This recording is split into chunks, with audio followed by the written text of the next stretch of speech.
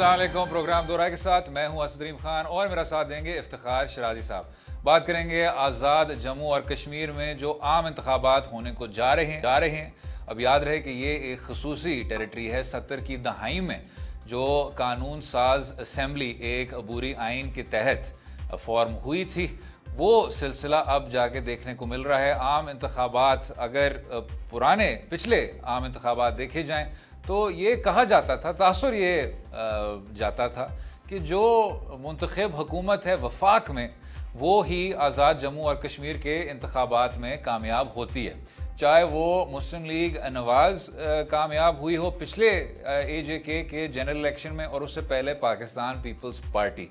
इस बार फिलहाल गैर हतमी रिपोर्ट्स के मुताबिक पाकिस्तान तहरीक इंसाफ 45 नशस्तों में 4 पर कामयाब हो चुकी है।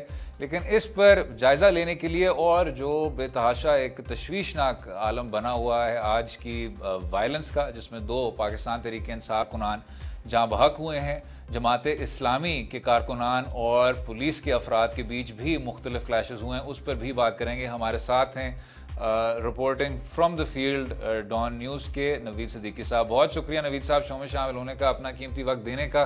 सबसे पहले ये बताइएगा सर, जो ये तशद्दुद के वाक़यात हुए हैं, फायरिंग के वाक़यात हुए हैं, पाकिस्तान तहरीक इंसाफ के 2 कारकुनान भी जहाँ बहक हुए हैं, अभी ग्राउंड रियलिटी क्या है सर?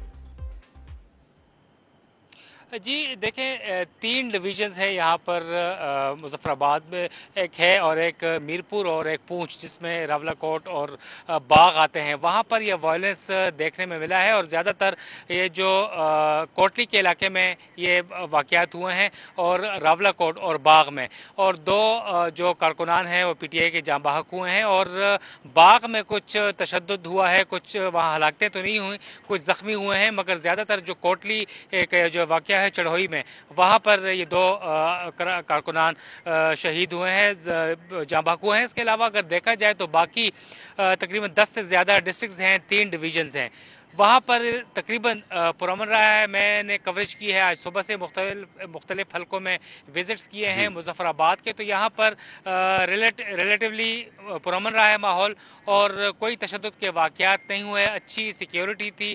तो चंद वाक़यात हुए हैं जो कि अफसोसनाक है, मगर अगर देखा जाए मजमूई तौर पर पुरअमन रहे हैं ये तमाम तर इंतखाबात और अच्छे इंतजामात किए गए थे। हालांकि जब चीफ इलेक्शन कमिश्नर के बारे में उनसे जब पूछा गया है हमने टॉक के ज़रिए, तो उनका कहना था कि वो उन्हें इल्म नहीं है कि जो हलाकतें 2 हुई हैं या जो तशद्दुद हुआ है। और पहले तो उन्होंने जो 2 अफराद PTI के कारकुनान जहाँ बहक हुए हैं, उनमें उनका मुँह से अल्फाज निकल गए चीफ इलेक्शन जो AJK के माशाअल्लाह होता रहता है, मगर उसके बाद फिर शायद उन्हें कोई ख्याल आया तो उन्होंने दूसरी जगह पे कहा है कि हम मजम्मत करते हैं, वो लाइल्म थे। जी शराजी साहब, लेकिन एक तो नवीद ये बताइएगा कि ये वजूहात क्या थी बुनियादी तौर पे इलेक्शन के अंदर जब इस तरह के झगड़े होते हैं, तो क्या ये एक तो बताइएगा, क्या दोनों जमातों के कारकुन चार्ज थे?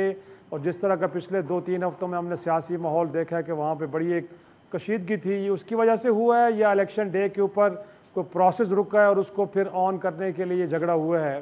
तो वजूहात क्या थी इस सारे वहाँ पे जो वायलेंस हुआ है? शिराई साहब, ये कानून साज असम्बली के 11वें इंतखाबात थे। 60% इस इतने अरसे का जो था वो टेन्योर वो मुस्लिम कॉन्फ्रेंस के पास रहा है। उसके बाद फिर पीपल्स पार्टी, फिर नून लीग और अब PTI की एंट्री हुई है। पहले ये 2 पार्टी सिस्टम हुआ करता था, पीपल्स पार्टी और मुस्लिम कॉन्फ्रेंस के बाद पीपल्स पार्टी और फिर नून लीग। अब PTI ने एंट्री डाली है तो माहौल चार्ज था। आपकी बात ठीक है कि पीपल्स पार्टी, बेसिकली पीपल्स पार्टी और PTI और नून लीग का जो कांटे का मुकाबला था, और उसके वजह से एक्सपेक्ट यही किया जा रहा था कि माहौल पुरअमन रहेगा, मगर ये एक एक्सेप्शन है। कुछ केसेस सामने आए हैं, तो उसकी बड़ी वजह यही थी कि PTI की एंट्री हुई है, वो काफ़ी माहौल चार्ज था और वो उस जहन के साथ आ रहे थे कि विफाक में उनकी हुकूमत है और हमेशा यही देखने में आया कि जो विफाक में होगी वो यहीं पे होगी। मगर जो इस वक्त के इब्तदाई रिजल्ट सामने आ रहे हैं, वो लग नहीं रहा कि PTI क्लियर कर मेजॉरिटी के साथ आएगी या 2/3 मेजॉरिटी के साथ आएगी, लाइक जो नून लीग 5 साल पहले थी या उससे पहले पीपल्स पार्टी आई थी, उन्होंने अकेले हुकूमत बनाई थी। तो यह वजह, बड़ी वजह हो सकती है वायलेंस की। नवीद साहब, ये भी बताइएगा, इस बार सियासी जमातों ने अपनी मंशूरों पर वो तवज्जो नहीं दी जो कि शायद उनको देनी चाहिए थी। जो आज़ाद जम्मू और कश्मीर के आम इंतखाबात में वोटर है, उसके उसके करीब वो कौन से बुनियादी मसाइल हैं जिनको आने वाली सियासी जमात उसको हल करना चाहिए और उनकी ज़िंदगियाँ आसान करनी चाहिए? मसाइल क्या हैं, उनके हल क्या बताए गए हैं वोटर की जानिब से? जी देखिए, बाकी इलाकों में तो मैं गया नहीं। मुज़फ़्फ़राबाद की अगर बात करें तो कैपिटल सिटी है आज़ाद कश्मीर का, और यहाँ के जो मसाइल देखने में आए हैं तो वो काफ़ी गंभीर हैं। नून लीग ने पूरा 5 साल का अरसा गुजारा है, 2/3 मेजॉरिटी थी, 33 नशिस्तें थी और बहुत अच्छी उन्होंने हुकूमत पक्की बनाई, मगर यहाँ पर देखा गया कि काम ऑन ग्राउंड नहीं देखने में आए।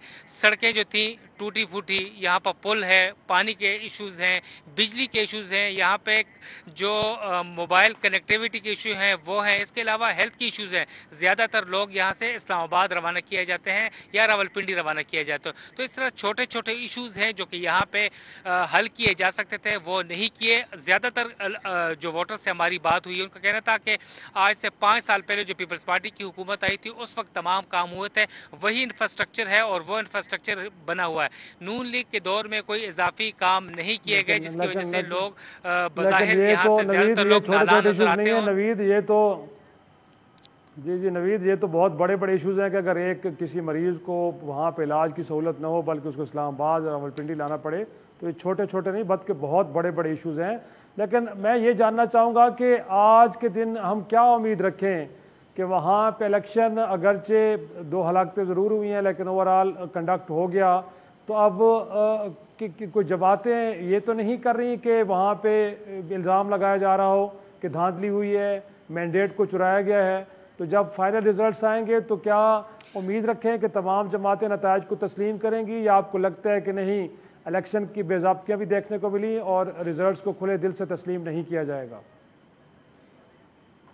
जी देखें, हमने काफ़ी पोलिंग स्टेशंस के विजिट्स किए हैं, वहाँ पर उम्मीदवारों से भी हमारी बात हुई है, वोटर्स और सपोर्टर्स से भी बात हुई है, और उसके बाद जो इब्तदाई नताइज का सिलसिला शुरू हुआ है तो ज़्यादातर लोगों ने इत्मीनान का इजहार किया है, और जो जो उम्मीदवार जिस जिस हल्के से जीतता गया है वो वहीं पर उन्होंने जश्न किया है, भंगड़े डाले हैं, और ज़्यादातर भंगड़े डालते डालते जश्न मनाते हुए उन्होंने रोड्स और जो दीगर गलियाँ थी बंद कर दी गई हैं। ताहम अभी ये गैर हतमी गैर सरकारी नताइज हैं और 2-2, 3-3, 4-4 उससे आए हैं। तकरीबन 12 बजे का वक्त या 1 बजे तक ये तमाम जो हल्कों के रिजल्ट्स आ जाएंगे, तो उसके बाद फिर कह सकेंगे। ताहाल किसी जमात ने, किसी उम्मीदवार ने धांधली का इल्ज़ाम एक दूसरे पर आयद नहीं किया। मुजफ्फराबाद की अगर बात करें, ताहम ये कोटली और बाग की जानिब से कुछ आवाज़ें उठने लगी हैं कि पीपल्स पार्टी की जानिब से कि वफाक ने इसके ऊपर असरअंदाज होने की कोशिश की है और धांधली की गई है।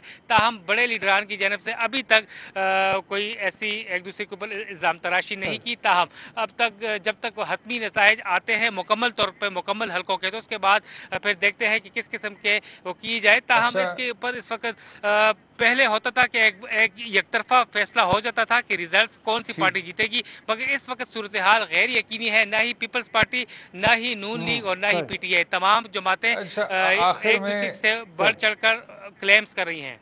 ठीक ठीक, आखिर में नवीद साहब ये बताइएगा, जो वज़ीर आज़म इमरान खान साहब ने बात की, इन इंतखाबात का एक बैन अल-अक़वामी ज़ाविया भी है कि एक रेफरेंडम कराया जाएगा अक़वाम मुत्तहिदा के करारदाद की रोशनी में, उसके बाद एक दूसरा रेफरेंडम किया जाएगा जिसमें बुनियादी सवाल ये होगा कि आज़ाद जम्मू और कश्मीर और मकबूजा कश्मीर की जो शहरी हैं वो एक आज़ाद रियासत में रहना चाहते हैं या इस्लामी जमहूरिया पाकिस्तान में शामिल होना चाहते हैं या उस शमूलियत को बरकरार रखना चाहते हैं। तो ये जो गुज़िश्ता दिनों बयानात थे, उस हवाले से ज़मीनी हकीकत क्या है सर? जो आम वोटर है उसने इस स्टेटमेंट को क्या कबूल किया है, मुस्तरद किया है, हमायत की है, किस तरह देखते हैं? जी देखिए, वज़ीर आज़म का इंतज़ार कर रहे थे यहाँ के अवाम के, वो एक जगह पे आएंगे यहाँ पे मुज़फ़्फ़राबाद में और जलसे से खिताब करेंगे। ताहम वो यहाँ पर नहीं आ सके क्योंकि उस वक्त बताया यही जा रहा है कि कारकुनान की तादाद कम थी या कुछ और वजूहत थी, जिसकी वजह से यहाँ के वोटर्स उनसे कुछ नाराज़ हैं। ताहम उनकी जानिब से कुछ स्टेटमेंट आई थी। यहाँ के अवाम इतने ज़्यादा अगर देखा जाए तो वो इस हवाले से समझ बूझ नहीं रखते। कोई लीडरान तो हैं और लीडरान जो हैं यहाँ के मुख्तलिफ पार्टियों के, तो उन्होंने मिले जुले रुझान का उसके इजहार किया है और को वाज़े उनकी तरफ से वज़ीर आज़म के बयान के ऊपर अभी तक उसके ऊपर कोई उन्होंने बयान नहीं दिया, क्योंकि ये इस वक्त सूरत हाल इलेक्शन की है, तमाम तर तवज्जो मरकूज़ वहाँ पर थी और कोई भी सियासी ज़ाहिर वो अगर वो वज़ीर आज़म के बयान की हिमायत करते हैं तो वो अपने जो बयानिए की, अपनी जमात के बयानिए की और उनके पॉइंट ऑफ व्यू की मुखालिफत करते हैं। तो लिहाजा आम आवाम की जानब से तो इसके ऊपर रद्द अमल का इजहार नहीं किया गया। जब हमारे ताहम यहाँ के जो उम्मीदवार थे सियासी जमातों के और उनसे हमने पूछा इस हवाले से, तो उन्होंने इसके ऊपर कोई कमेंट नहीं किया। ठीक, इसी पर वक्फा लेंगे। Naveed Siddiqui, special correspondent Dawn, बहुत बहुत शुक्रिया शो में शामिल होने का, हमें इन तमाम नुकात से आगाह करने का। वक्फा लेंगे, वक्फे के बाद गुफ्तगू जारी रहेगी, रहिएगा हमारे साथ।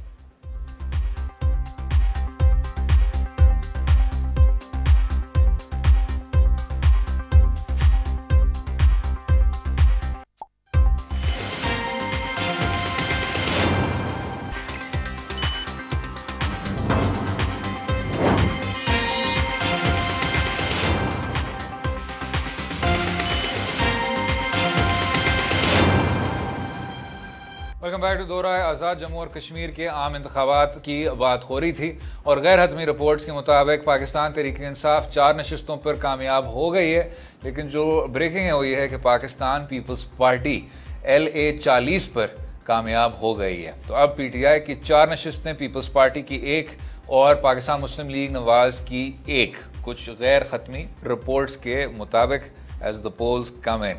जनाब शराजी साहब, अभी जो नवीद सिद्दीकी साहब हमें बता रहे थे, उन्होंने आखिर में एक दिलचस्प बात की कि आम इंतखाबात में इस तरह के जो बयानात थे वज़ीर आज़म इमरान खान साहब के, उनको उस तरह तवज्जो नहीं दी गई और जो बुनियादी मसाइल हैं जो कि इंफ्रास्ट्रक्चर से ताल्लुक़ रखते हैं, कनेक्टिविटी से ताल्लुक़ रखते हैं, सेहत के शोबे से ताल्लुक़ रखते हैं, उनकी अवलीन तरजीह है। किस तरह देखते हैं सर?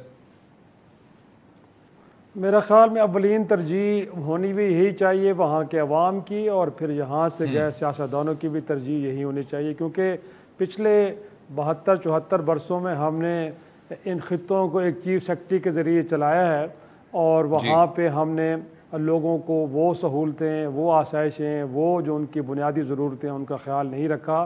तो मेरे ख्याल में अगर हम समझते हैं कि मुख्तलिफ़ पाकिस्तान के इलाकों से एहसास महरूमी की बात होती है और उनको ये गिला भी है कि शायद हमें मेन स्ट्रीम नहीं किया जाता, तो चाहिए तो यही था कि हमारे सियासतदान जब पॉलिटिकल कैंपेन भी कर रहे थे तो उसमें उनके जो बुनियादी इश्यूज़ हैं उनको डिस्कस डिबेट करते और इससे पहले जितनी भी हुकूमतें रही हैं उनकी जो कोताही हैं उनको आश्कार करते, उनको उजागर करते। लेकिन ऐसा हरगिज़ नहीं हुआ, बल्कि देखने को ये मिला कि हम नेशनल सिक्योरिटी के इश्यूज़ को उन इंतखाबी जलसों में लेके चले गए। कश्मीर का इशू यकीनी तौर पे एक बड़ा हसास मामला है। कभी कभार दोस्त मैं कहता हूँ कि बड़ा ठीक होता है कि जो हमारे सियासतदान स्पीचेस के हवाले से हैंडीकैप्ड होते हैं और वो पर्चियों और लिखी हुई तकरीरों पर डिपेंड करते हैं, क्योंकि मेरे ख्याल में जो स्पीच राइटर होते हैं या जो पर्चियाँ लिख के देते हैं वो बड़े रिस्पॉन्सिबल लोग होते हैं, उन्हें पता होता है कि पब्लिकली कौन सी बात करनी चाहिए और कौन सी बात नहीं करनी चाहिए और कौन सी बात करनी भी चाहिए तो किस अंदाज में करनी चाहिए।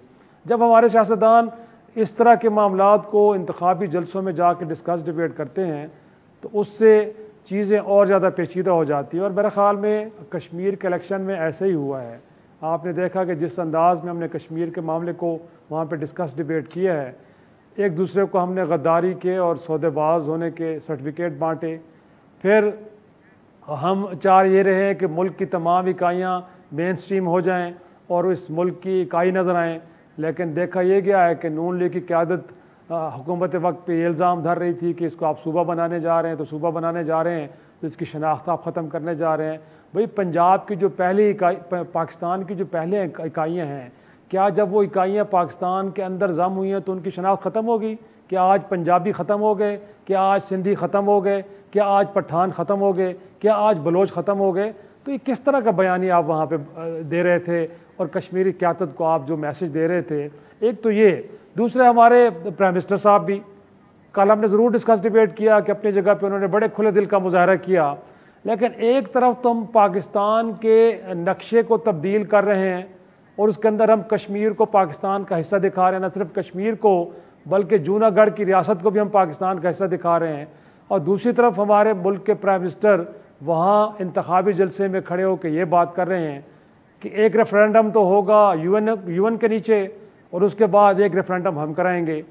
तो भाई मेरे, आप कश्मीरी क़यादत को क्या मैसेज दे रहे हैं? मेरे ख्याल में पिछले 72-74 बरस के अंदर कश्मीरियों ने जो हमने उनको बताया, जो उनका तर्ज अमल रहा, हमारे ख्याल में जो पाकिस्तान की सियासी क़यादत जो भी बयानियाँ अपनाती थी कश्मीर के बारे में, वो उस बयाने को अपनी आवाज़ समझते थे। लेकिन इस इंतखाबी जलसे के दौरान हमने जो काम किया है, एक तो ये कि हमने कश्मीर के अवाम को एक मैसेज दिया है कि इस्लामाबाद में बैठे सियासतदान और पाकिस्तान की सियासी अशराफिया इस मसले के साथ कुछ ज़्यादा सिंसियर नहीं है, क्योंकि जब हम इल्ज़ाम लगाएंगे कि हमने इसके ऊपर कोई खुफिया डील कर ली है, हमने कुछ सौदेबाजी कर ली है, हमने कश्मीरियों के पीठ में छुरा घोंप दिया है, तो आम कश्मीरी को क्या मैसेज आएगा? शराजी साहब, लेकिन इसमें जो सवाल उठता है, और ये आपने बड़ी अच्छी तरह से जो मसला है उसको वाज़ेह किया है, ये एक खसूसी टेरिटरी है, आपके आइन के तहत एक खसूसी टेरिटरी है और इसका मुस्तकबिल एक प्लेबिसाइट से जुड़ा हुआ है, बुनियादी हक़ खुद इरादियत से जुड़ा हुआ है। अब उस वजह से तहरीक इंसाफ की हुकूमत ने अपने बयानिए को भी नुमाया कर दिया पिछले कुछ दिनों में कि जी हम सूबाई हैसियत का तो सोच भी नहीं सकते, और जो कौमी सलामती मुशीर हैं मोहिद यूसुफ साहब, उन्होंने भी बुनियादी हक़ खुद इरादियत और प्लेबिसाइट को एक बार फिर सामने रखा सबके। जब आपके पास एक स्पेशल टेरिटरी है, एक कानून साज असम्बली है और इस तरह की एक खसूसी एक सिचुएशन है ग्राउंड पे, तो इसमें अगला कदम शराजी साहब क्या होना चाहिए? आप मेन स्ट्रीमिंग की बात करते हैं, क्या कोई आइनी प्रोसेस पर तवज्जो डालनी चाहिए? आप सूबाई हैसियत को आपने रूल आउट कर दिया, प्लेबिसाइट मुस्तकबिल में एक दिन होगा, शायद ना हो, जैसे भी हो, वो बुनियादी हक़ खुद इरादियत से जुड़ा हुआ है और उस बुनियादी हक़ को कोई भी हटा नहीं सकता इस सारे इशू से। किस तरह देखते हैं sir? This is a strange situation. देखिए, मेरे ख्याल में इस वक्त हमें क्या प्रॉब्लम थी, अगरचे हम फाटा की एग्ज़ाम्पल को इस एग्ज़ाम्पल के साथ इक्वेट नहीं कर सकते, लेकिन अगेन वो भी एक खसूसी अरेंजमेंट्स के साथ, वो जो 7 कबायली एजेंसियाँ थीं वो पाकिस्तान के साथ मौजूद थी। लेकिन आपको जब लगा कि अब उस इलाके को भी, एक तो ये है कि उनको हम तासुर दें कि वो पाकिस्तान का बाकायदा हिस्सा हैं और उनको शामिल करना चाहिए, इससे पहले कि वहाँ पे भी कोई नफ़रतें, कोई साजिशें वहाँ पे जड़ पकड़ें, तो आपने फिर किया।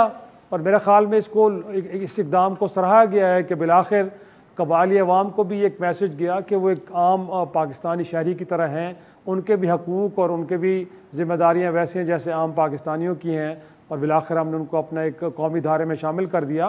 तो कश्मीर और गिलगित बल्तिस्तान, अगरचे ज़ाहिर सी बात है देखा जाए तो डिस्प्यूटेड टेरिटरी तस्वर ज़रूर होते हैं, और बिलखसूस ज़्यादा कश्मीर की हम अगर बात करें, लेकिन दूसरी तरफ देखें कि सरहद के पार हिंदुस्तान क्या कर रहा है। और हिंदुस्तान तो वहाँ पे उसने 5 अगस्त 2019 के बाद उसकी जो खसूसी हैसियत थी उसको तब्दील कर दिया।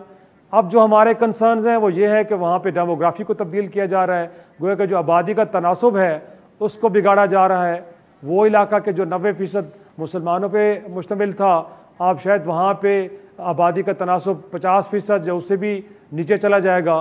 तो मैं समझता हूँ कि ऐसे माहौल में आपको अगर इस हिस्से को अपने साथ रखना है या उम्मीद लगानी है फ्यूचर में कि जब अक़वाम मुत्तहिदा के नीचे कोई रेफरेंडम होगा और कश्मीरी ये फैसला करें कि वो पाकिस्तान के साथ रहना चाहते हैं, तो 2 काम करने चाहिए। एक तो ये है कि आपको कश्मीरियों को ये तासुर देना होगा कि वो भी पाकिस्तान का हिस्सा हैं, वो भी पाकिस्तान के जो मेन स्ट्रीम निज़ाम है उसके साथ जुड़े हुए हैं। और साथ में दूसरी बात इंपॉर्टेंट ये है कि आपने उस खित्ते को भी इक्वली डेवलप करना है कि कल को कश्मीरी ये कहें कि पाकिस्तान की उनका बड़ा बेहतरीन अंदाज में ख्याल रखा और फ्यूचर में भी बिल्कुल ठीक। पाकिस्तान के साथ रहना चाहते हैं। उस तफरीक को जाहिर करनी चाहिए कि एक सरहद के पार ना सिर्फ ऑक्यूपेशन है, लेकिन दूसरे सरहद पार जो आज़ाद कश्मीर के मुंतखब नुमाइंदे हैं वो बाइख्तियार हैं और डेवलपमेंट सबके सामने है। ये था शराजी साहब का कहना। वक्फा लेंगे, वक्फे के बाद डिस्कशन जारी रहेगी। Stay with us.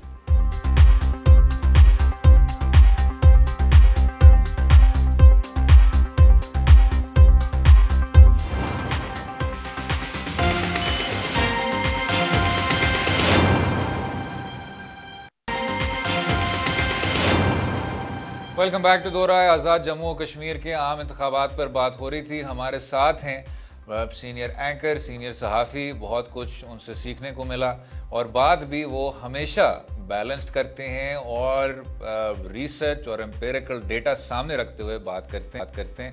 Summer Abbas साहब, बहुत बहुत शुक्रिया समर साहब शो में शामिल होने का, अपना कीमती वक्त देने का।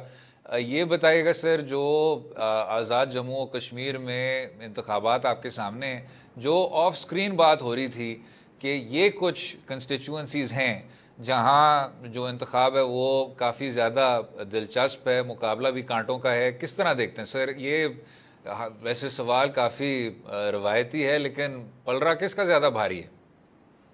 बहुत शुक्रिया असद रहीम साहब आपका और इफ्तिखार शराई साहब। बात यह कि इस इलेक्शन के अंदर वैसे तो माजी में एक ट्रेंड रहा है कि 1975 से ऑनवर्ड जितने भी पार्लिमानी इंतखाबात हुए आज़ाद कश्मीर असम्बली के, उन सब में ही सेंटर की पार्टी बड़े आराम से इलेक्शन जीतती रही है। पिछले दो इंतखाबात की बात करें तो पीपल्स पार्टी की जब गवर्नमेंट की सेंटर में तो 2011 में उन्होंने बड़ी क्लियर मेजॉरिटी आज़ाद कश्मीर के अंदर ली थी। फिर 2016 में मुस्लिम लीग नून की गवर्नमेंट की पाकिस्तान के अंदर, तो आज़ाद कश्मीर के अंदर मुस्लिम लीग नून की पार्टी ने बड़ी यहाँ पे 2/3 मेजॉरिटी यहाँ पे ली थी। इस मतलब पाकिस्तान तहरीक इंसाफ के लिए उस तरह की नजर नहीं आ रही सिचुएशन जिस तरह की पहले यहाँ पे माजी के इंतखाबात में देखने को मिलती रही है। क्लियर मेजॉरिटी शायद पाकिस्तान तहरीक इंसाफ ना ले पाए, but short of clear majority जो है, सिंपल मेजॉरिटी पीटीआई अभी भी हमें लीड करती नजर आ रही है सिलेक्शन के अंदर मुस्लिम लीग नून और पीपल्स पार्टी के मुकाबले में। टोटल जो इस असेंबली की नशिस्तें हैं 45 पे बराह रास्त इलेक्शन हो रहा है 53 में से, तो इन 45 में से 33 हल्के आज़ाद कश्मीर के अंदर है, 33 12 हल्के मुहाजिरीन के हैं पाकिस्तान के मुख्तलिफ सूबों के अंदर। तो इनमें से 35 जो आज़ाद कश्मीर के हल्के हैं, यहाँ पर 33 में से 15 नशिस्तों पर पाकिस्तान तहरीक इंसाफ के कैंडिडेट्स इस वक्त लीड कर रहे हैं और बाकी जो 12 हल्के हैं वहाँ पर पीपल्स पार्टी के कैंडिडेट हमें लीड करते नजर आ रहे हैं और 3 से 4 हल्के ऐसे हैं जहाँ पर मुस्लिम लीग नून के कैंडिडेट जो हैं इस वक्त विनिंग पोजीशन में नजर आ रहे हैं, जबकि 2 हल्के ऐसे हैं जहाँ मुस्लिम कॉन्फ्रेंस के कैंडिडेट्स को बरतरी हासिल है। और राजा फारूक हैदर साहब जो कि आज़ाद कश्मीर के वज़ीर आज़म भी हैं, वो अपने आबाई हल्के से और लीपा जो नया हल्का है जहाँ से उन्होंने इलेक्शन लड़ने का फैसला किया, दोनों हल्कों पर उन्हें दुश्वारी का सामना है अपनी सीट बचाने में। और इसके साथ साथ जो वज़ारत उस्मा के दीगर कैंडिडेट्स हैं पीपल्स पार्टी की तरफ से लतीफ़ अकबर साहब है पार्टी प्रेसिडेंट, उनका मुकाबला टफ है मुस्लिम कॉन्फ्रेंस के साकिब मजीद से, लेकिन लतीफ़ अकबर साहब लीड कर रहे हैं अपने हल्के के अंदर। फिर तहरीक इंसाफ के अभी तक वज़ारत उस्मा के हैं तो उम्मीदवार 6-7 है, लेकिन 2 जो सामने आए सुल्तान महमूद चौधरी साहब और तनवीर रियाज साहब, तो दोनों का मुकाबला बड़ा टफ जा रहा है इस वक्त। बैरिस्टर साहब अपने हल्के में लीड कर रहे हैं, आगे जा रहे हैं, तनवीर रियाज साहब को थोड़ी सी मुश्किल का सामना है। सही। लेकिन समर, एक आप क्योंकि खुद भी कश्मीर से बिलोंग करते हैं, ये जानना हम चाह रहे हैं कि ये क्या साइकी क्या है कि मरकज़ के अंदर जो जमात होगी वही जमात जाके कश्मीर के अंदर भी इलेक्शन जीतेगी। कश्मीर के अवाम इस बुनियाद पे फैसला करते क्यों हैं? एक तो इसका ज़रूर मैं जानना चाहूँगा, और साथ में पाकिस्तान के इलेक्शन को हम लेके बात करें तो यहाँ इलेक्शन कमीशन के रोल के ऊपर बड़े सवाल उठते हैं और उसी को लेके कहा जाता है कि धांधली होती है, मैंडेट चुराया जाता है। आपको आज़ाद कश्मीर का इलेक्शन कमीशन कैसे लग रहा है? लीडिंग रोल में है, तगड़ा है और वहाँ पे चीज़ें फेयरली आगे बढ़ी हैं, या यहाँ पे भी सूरत हाल ऐसी है जैसे हमें पाकिस्तान में देखने को मिलती है? अच्छा शाह, आपके सवाल के 2 पहलू हैं। पहले जो आपने बात की थी कि ये ट्रेंड क्यों है कि सेंटर की पार्टी ही आज़ाद कश्मीर के अंदर गवर्नमेंट क्यों बनाए, उसकी 2 बुनियादी वजूहात हैं। पहली वजह यह है कि पाकिस्तान के अंदर मुहाजिरीन के 12 हल्के हैं जो वोट करते हैं आज़ाद कश्मीर के इलेक्शन के अंदर, आज़ाद कश्मीर की असम्बली में। तो उन 12 हल्कों में से अक्सर जो सेंटर की पार्टी है वो 6-7 नशिस्तें लेके वहां से क्लियर मेजॉरिटी लेकर निकलती है, 6-7 सीटें घर से। इस इलेक्शन में भी चांस यही है कि पाकिस्तान तहरीक इंसाफ को 12 में से 7 नशिस्तें तकरीबन शायद तहरीक इंसाफ ले जाए। तो जब 7 नशिस्तें एक पार्टी घर से लेकर निकलती है तो आज़ाद कश्मीर की बैटल फील्ड के अंदर फिर उसको कम सीटें जीतनी पड़ती हैं। ज्यादा मुकाबले में अगर बराबर भी हो जाए किसी पार्टी के साथ तो उसको लेवरेज सेंटर से मिल जाता है। तो दूसरी बड़ी इसमें आम बात यह है कि आज़ाद कश्मीर का अपना कोई बहुत ज़्यादा रिसोर्स नहीं है यहाँ पे रेवेन्यू जनरेशन के, तो हमें जो बजट मिलता है, तरक्याती बजट सारा कुछ, वो मिलता है गवर्नमेंट ऑफ पाकिस्तान की तरफ से। तो यही वजह है कि आज़ाद कश्मीर के ऊपर एक वजीर बुरे कश्मीर भी बैठा होता है, तो सेंटर की मुदाखलत जहाँ बहुत ज़्यादा होती है चीज़ों को लेकर, डेवलपमेंट को लेकर, बाकी चीज़ों को लेकर, तो इन्हिसार जो रियासत का है वो पाकिस्तान से ज़्यादा है। तो वोटर इस चीज़ को देख रहा होता है कि अगर सेंटर की कोई मुखालिफ पार्टी आज़ाद कश्मीर के अंदर आ गई तो वहाँ से फंड रोक लिए जाएंगे, दीगर इशूज़ पे मसाइल का शिकार होगा रियासत को, तो लोग देखते हैं कि प्रेफर करते हैं कि वही पार्टी है जो सेंटर की पार्टी है, तो फंड जरा इजीली वहाँ से मिलते रहेंगे आज़ाद कश्मीर की पार्टी, यहाँ की हुकूमत को। दूसरी जो आपने बात की थी इलेक्शन कमीशन की, तो इलेक्शन कमीशन जो है वो पोलिंग स्कीम्स के बनाने में थोड़ा सा उसके किरदार पे सवाल उठता है कि वो भी बहुत फेयर अंदाज में नहीं बनी। जिस हल्के के अंदर जाए, जिस कैंडिडेट के पास जाए, वो सवाल उठा रहा है कि पोलिंग स्कीम्स जो है वो ठीक नहीं बनी है। एक हल्के के यानी एक पोलिंग स्टेशन से उठा के लोगों को तीसरे पोलिंग स्टेशन पे भिजवा दिया गया, और कुछ जगहों पे ऐसा भी हुआ है कि एक हल्के के वोटर्स को उठा के दूसरे हल्के में भेज दिया गया। इस तरह के इंस्टेंसेस भी सामने आए हैं। तो इसमें जरा इलेक्शन कमीशन ने दीगर लोगों पे छोड़ दिया ये काम कि वो कर लेंगे। बाकी जो जस्का की धुन की अगर हम बात करें कि उससे बचाने में अगर इलेक्शन कमीशन एक जगह का कामयाब हो पाएगा इंतखाबी नताइज को या नहीं, तो उस पर मेरा जवाब है कि हाँ, डस्का जैसी धुंध से आज़ाद कश्मीर के इलेक्शन के नताइज को बचाने के हवाले से जो इंतजामात हैं वो मुझे तसल्ली बख्श नजर आए, क्योंकि 3 टियर रेस में सिक्योरिटी की, यानी कि काउंटर चेक करने की, तो नताइज में रद्दबदल शायद कोई ना कर पाए यहाँ पे। अगर वो करता भी है तो वो चेक हो जाएंगे। एक तो तमाम प्रिजाइडिंग ऑफिसर्स को पाबंद किया गया है कि आप मौके पर ही मुतल्लिका पोलिंग एजेंट्स के हवाले रिजल्ट करें, साइन शुदा कॉपी उनके हवाले करें नताइज की। दूसरा, वहां से कॉपी एक व्हाट्सएप की गई है जो आरओ के पास, तमाम प्रिजाइडिंग ऑफिसर्स को पाबंद किया गया कि आप एक कॉपी अपने अपने पोलिंग स्टेशन के रिजल्ट की व्हाट्सएप करें। तीसरा, जो उसकी फाइल होगी वो खुद प्रिजाइडिंग ऑफिसर जो है वो रेंजर्स की, पुलिस की और दीगर जो लॉ एनफोर्समेंट एजेंसीज हैं जहाँ सेंसिटिव पोलिंग स्टेशन थे वहाँ पे जो पोलिंग मटेरियल और जो यहाँ पे पोलिंग का अमला है उसे फौज की निगरानी में पहुंचाया गया है आरओ के पास। तो उसमें भी रास्ते में किसी किस्म की कोई भी रिजल्ट को तब्दील करने के बारे से कोई शिकायत अभी तक नहीं आई। तो 3 टियर रेस में चेक करने की, तो मेरे ख्याल से कोई भी काउंटिंग के अंदर गड़बड़ का कोई भी शाइबा नजर नहीं आ रहा, ना ही हमें पोलिंग के दौरान नजर आया कि पोलिंग स्कीम्स में इलेक्शन कमीशन ने काफी ब्लेंडर्स किए। तो ओवरऑल लग रहा है कि ठीक इलेक्शन हुआ है, पोलिंग भी शफाफ हुई है, काउंटिंग भी ठीक हो रही है।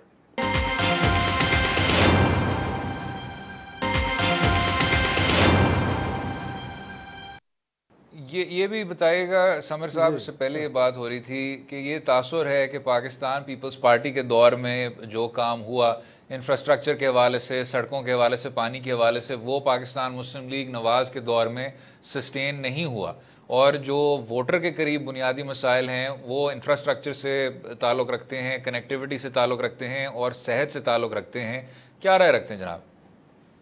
असद साहब, इसमें ये मामला है कि अगर कारकर्दगी की बुनियाद पे आज़ाद कश्मीर की वोटिंग ट्रेंड बहुत डिफरेंट है पाकिस्तान के वोटिंग ट्रेंड से। यहाँ जिस समय पहले कि सेंटर की जो पार्टी जो भी हो उसकी तरफ लोग देखते हैं कि उसने यहाँ फंड देने हैं, तरक्याती बजट देना है। अगर कारकर्दगी ही मयार होती, सड़कें, बिल्डिंग, तो फिर पीपल्स पार्टी की जो गवर्नमेंट थी 2011 से 2016 के दरमियान, शायद वो 2016 के इलेक्शन में 2/3 मेजॉरिटी लेकर आती अगर कारकर्दगी यानी डेवलपमेंट, सड़कें और बिल्डिंग्स अगर मयार होती, तो वो चीज़ें मुस्लिम लीग नून नहीं कर सकती अपने 5 साल के अंदर। यही वजह है कि 11 में पीपल्स पार्टी ने बहुत अच्छा डिलीवर किया था, 11 से 15 वाली टेन्योर में। उसके बावजूद उन्हें अगली असम्बली में जाकर सिर्फ 2 से 3 सीटें मिली थी। तो इस दफा नून लीग का भी हम वही हशर होता देख रहे हैं आज़ाद कश्मीर के अंदर। जो इनकम्बेंट गवर्नमेंट है उसके खिलाफ तो लोगों ने वोट करना ही करना होता है। तो नून लीग को एजेके की 33 नशिस्तों में से सिर्फ 2 से 3 मिलने का इम्कान नजर आ रहा है। बाकी पंजाब के अंदर से वो 4 नशिस्तें शायद जीत जाए, तो 4 वहां से और 3 यहाँ से, मैक्सिमम नून लीग जो है वो 7 तक जा सकती है, 7 से नीचे रहेगी, 7 से ऊपर नहीं जा सकती। पीपल्स पार्टी अलबत्ता बात है कि वो आज़ाद कश्मीर के अंदर बहुत अच्छा कम्पीट कर रही है पीटीआई के साथ, तकरीबन एजेके के अंदर तो थोड़ा सा पीछे है और पंजाब के अंदर मुकाबला जरा।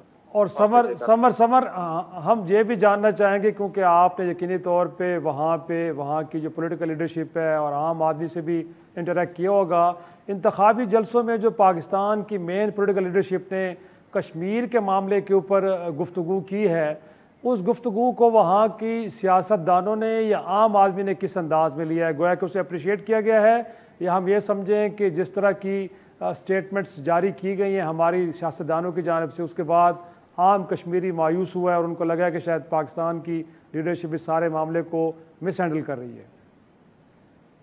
आपने बड़ा इंपॉर्टेंट सवाल किया ये सवाल मेरे भी दिल की बात। आज जो हम इस इलेक्शन के अंदर देखते रहे, पूरा दिन जो हमने वायलेंस देखा, कहीं छुरियां चली, कहीं डंडे चले, कहीं फायरिंग होके तो बंदे जो है वो जांबाहक हो गए, काफी ज्यादा वायलेंट रहा है ये इलेक्शन। आजाद कश्मीर के पिछले तमाम इंतखाबात से आज का जो इलेक्शन था इसमें काफी हमने वायलेंस देखा, काफी तशद्दुद देखा, काफी लड़ाई झगड़े देखे।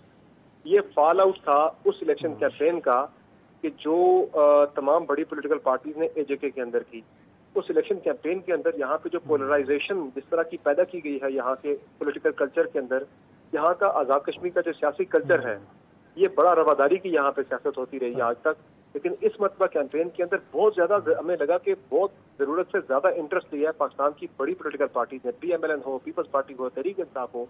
जिस तरह की यहाँ पे कैंपेन हुई है, जिस तरह की जुबान यहाँ पर इस्तेमाल की गई है, फिर यहाँ पे अली गंडापुर की तरफ से जो हुआ पैसे देने का वाकया, फायरिंग उनके गार्ड की तरफ से ना, उन पे पथराव होना, अंडे फेंकना, टमाटर फेंकना, ये सारी चीजें, ये सारा रिएक्शन था जो जुबान यहाँ पे इस्तेमाल हो रही थी, जिस तरह की तकारीर यहाँ पर हो रही थी। उसमें जो कश्मीर के इश्यूज हैं, यहाँ पे कश्मीरियों की जो सबसे बड़ा मसला है बेरोजगारी का, उसे खत्म करने के वाले से क्या प्रोग्राम है, कोई भी पॉलिटिकल पार्टी यहाँ पे प्रोग्राम नहीं दे सकी।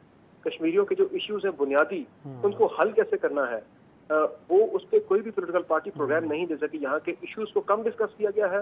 पाकिस्तान की नेशनल पॉलिटिक्स जो कि तकसीम की पॉलिटिक्स है, आजकल जिसमें हम देख रहे हैं कि बहुत ज्यादा पोलराइजेशन है, वो पोलराइजेशन की जो यहाँ पे सियासत है वो बहुत ज्यादा रही है। यानी कि पाकिस्तान की जो इस वक्त एक कन्फ्रंटेशन की सियासत है, वो हमने आजाद कश्मीर के अंदर वो उसका हमने एक अमली मुजाहरा देखा कि पूरी कैंपेन को एक बैटल फील्ड बनाया गया पाकिस्तान की सेंटर की पॉलिटिक्स को यहाँ पे लाके कैंपेन के दौरान। उसका सारा फॉल आउट जो है वो आज के इलेक्शन के माहौल के अंदर आया। इतना ज्यादा यहाँ पे पोलराइजेशन पैदा की है इस इलेक्शन कैंपेन ने, जितनी अब्बास साहब, क्योंकि सर हमारा वक्त जरा कम हो रहा है, बहुत बहुत शुक्रिया शो में शामिल होने का। इतनी अच्छी तरह और इतनी वसी तरह से तमाम जो आज़ाद जम्मू और कश्मीर के इंतखाबात हैं और जो इंतखाबी सिचुएशन है वो इस तरह एक्सप्लेन करना। जनाब शराजी साहब, अब क्योंकि हमारा भी सर वक्त ज़रा कम हो रहा है, मैं सोच रहा था आपसे ज़रा एक फ़ाइनल एक कमेंट ले लूँ। आखिरकार जनाब, कोई भी इलेक्शन चाहे जितना भी आज़ादाना हो, मुनसफाना हो, जब दो कारकुनान किसी सियासी जमात के जाँ बहक हो जाएं, जब एक और सियासी जमात के फुल ब्लोन क्लैशेस हों पुलिस के अफराद के साथ, और उससे पहले आपने देखा, हमने इस प्रोग्राम पे बात की और अभी समर साहब ने भी उसका जिक्र किया, जो पोलराइजेशन हो गई नतीजे में, और जो आपने जारहाना किस्म का रेटरिक इस्तेमाल किया, ये सब का सब जनाब अवॉइड हो सकता था। किस तरह देखते हैं? बिल्कुल बिल्कुल, मेरे ख्याल में इसका आज का जो टेक अवे है ना इलेक्शन का, वो यही है कि हमारी जो लीडरशिप है उसने बड़ा एक इर्रिस्पॉन्सिबल एक बिहेवियर वहाँ पे अपनाया, और पाकिस्तान के अंदर जो एक मनफी और इनटॉलरेंट सियासत और इल्ज़ामात से भरी सियासत, गालम गलोच से भरी सियासत, गिरबानों से पकड़ने की सियासत, डंडे की और गोली की सियासत, उसको वो आज एक बड़ा पुरअमन खित्ता कश्मीर का खित्ता, कि जहाँ पे बिल्कुल समर ठीक कह रहे हैं कि कभी भी हमने इस खित्ते के अंदर इलेक्शन के अंदर इस तरह का वायलेंस नहीं देखा जिसके अंदर लोगों की जानें चली जाएं। बट आज हमने उस सिस्टम को भी उस पॉलिटिकल सिस्टम को भी आलूदा कर दिया है। तो मेरा ख्याल में लम्हा फ़िक्र है हमारे लिए आज के दिन और हमारी लीडरशिप के लिए कि बजाय कि हम लोगों की मिजरीज़ को दूर करने के लिए कोई अच्छा इंतखाबी मंशूर लेके जाते और लोगों को एक उम्मीद दिलाते कि जो भी इक़्तिदार में आ रहा है वो उनके दुखों का मदावा करेगा, रादर हम वहाँ पर नफ़रतें बांट के वापस आए हैं। तो मैं समझता हूँ कि अनफॉर्चुनेट दिन है। हुकूमत को भी बन जाएगी, इलेक्शन होते रहते हैं, लेकिन सियासी क़यादत का कमाल ये होता है कि वो सबको साथ लेके चले और एक हारमनी का मैसेज दे। वो बदकिस्मती से हम नहीं दे पाए। और साथ में जो कश्मीर का मामला है, उस मामले पे भी हमने बड़े कंफ्यूज्ड किस्म के वहाँ पे एक आर्गूमेंट्स दिए हैं, जिससे कश्मीरियों के अंदर एक उम्मीद और हौसला पैदा होने के बजाय मेरे ख्याल में हमने नाउमीदी को ज़्यादा परवान चढ़ाया है। तो अनफॉर्चुनेट है असद, मैं तो यही कहूँगा। बिल्कुल ठीक, बिल्कुल ठीक। उम्मीद है आपको आज का प्रोग्राम पसंद आया होगा और इफ्तिखार शराजी साहब को अपनी राय से भी आगाह कीजिए और इजाज़त दें। अगले हफ्ते तक खुदा हाफ़िज़।